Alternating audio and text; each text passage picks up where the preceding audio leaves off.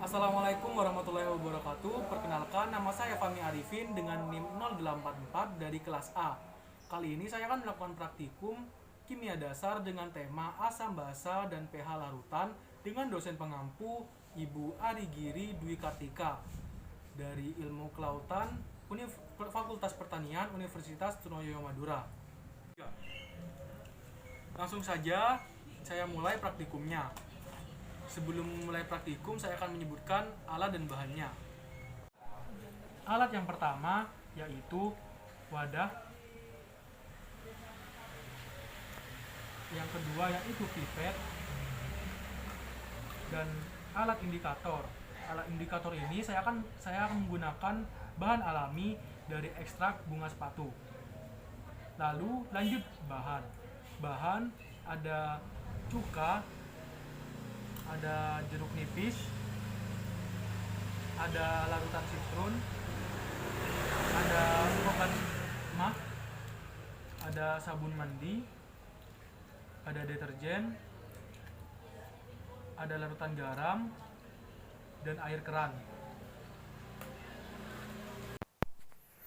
Baik, saya lanjut ke prosedurnya. Di sini prosedurnya yaitu ambil alat indikator dan tuangkan ke dalam wadah secara perlahan. Lalu ambil bahan. Di sini saya menggunakan air keran dan teteskan di atas indikator.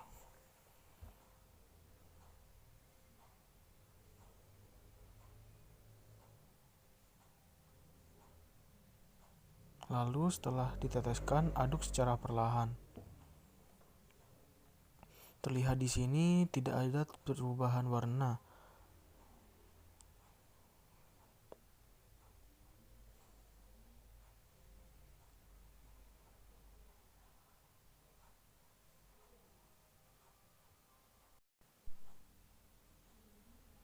Lanjut yang kedua, yaitu larutan garam. Sama seperti prosedur yang pertama, yaitu cukup letakkan indikator ke wadah dan letakkan bahan atau larutan garam ke atas indikator. Setelah itu, aduk secara perlahan.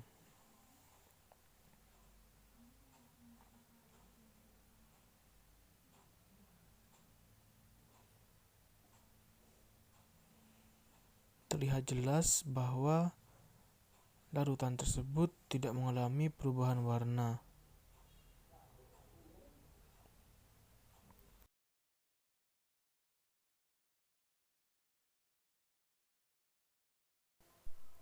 Selanjutnya, saya menggunakan deterjen sebagai sampel. Sama seperti yang lainnya, letakkan indikator ke atas wadah dan ambil larutan deterjen dan letakkan di atas indikator. Setelah itu, aduk secara perlahan dan diamati. Terlihat di situ bahwa terjadi perubahan warna kehijauan dan sedikit gelap.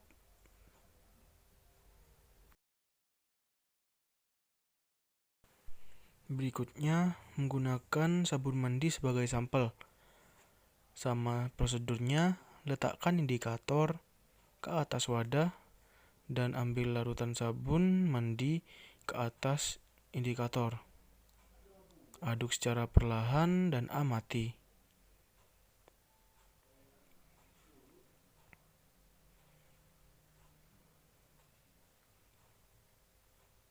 Terlihat dengan jelas bahwa terjadi perubahan warna kehijauan dan sedikit gelap.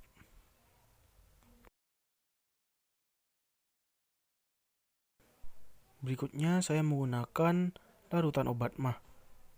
Sama prosedurnya, letakkan indikator di atas wadah, lalu ambil larutan obat mah sebagai sampel dan letakkan di atas indikator.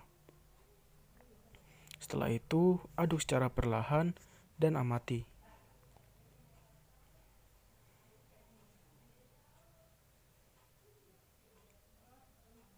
Terlihat bahwa terjadi perubahan warna kehijauan dan sedikit gelap.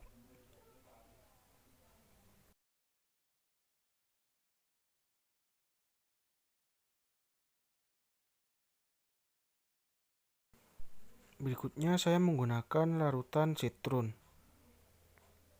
Sama prosedurnya, letakkan indikator di atas wadah, lalu ambil larutan sitrun ke atas dan letakkan ke atas indikator. Lalu aduk secara perlahan dan amati. Terlihat dengan jelas bahwa larutan berubah warna menjadi kemerahan.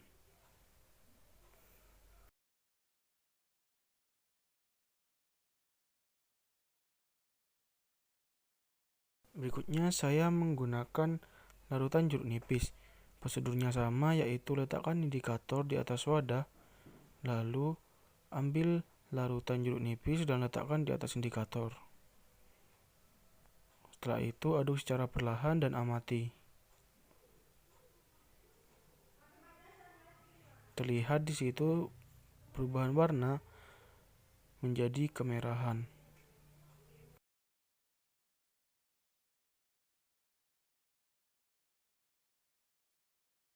Berikutnya saya menggunakan larutan cuka sebagai sampel.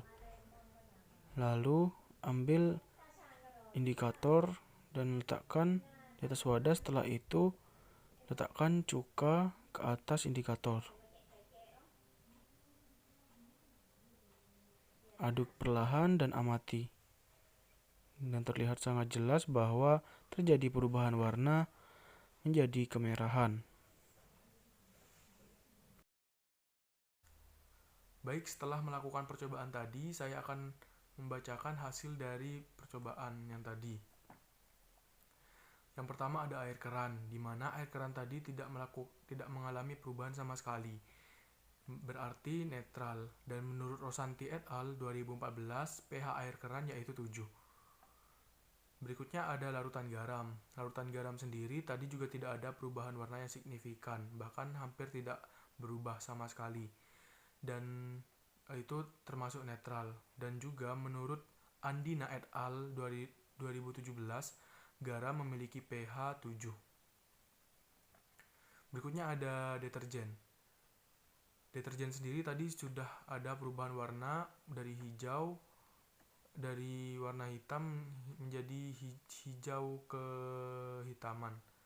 Dan menurut Rahimah et al. 2016, deterjen memiliki pH 9,49. Berarti deterjen tersebut sifatnya basah.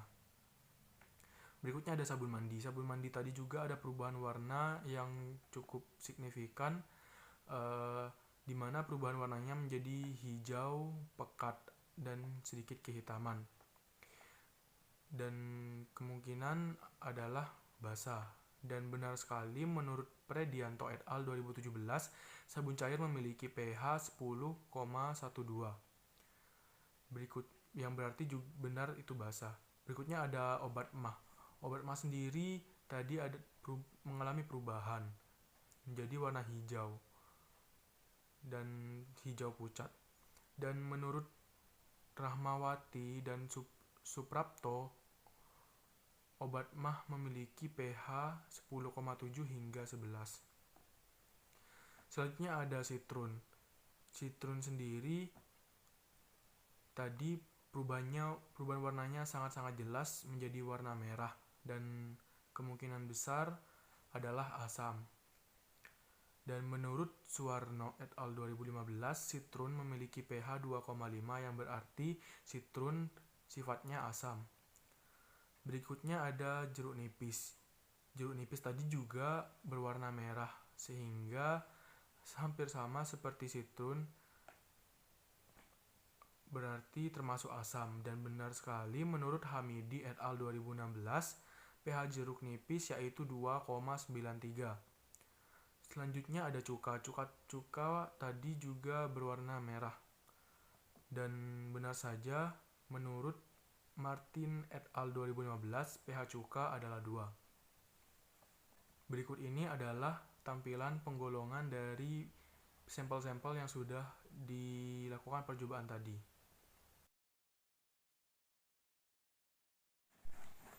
Baik, di sini saya akan menarik kesimpulan bahwa air keran, larutan garam, itu adalah netral. dan juga deterjen dan sabun mandi, obat mah itu termasuk basa. Berikutnya ada sitrun, jeruk nipis, dan cuka itu adalah asam. Dan juga berarti jika pH-nya 7 itu berarti netral. Dan pH-nya di bawah 7 yaitu asam. Dan jika di atas 7 maka itu adalah basa. Sekian dari saya, mohon maaf jika ada kekurangan kata dan kesalahan perbuatan. Saya pamit undur diri. Wassalamualaikum warahmatullahi wabarakatuh.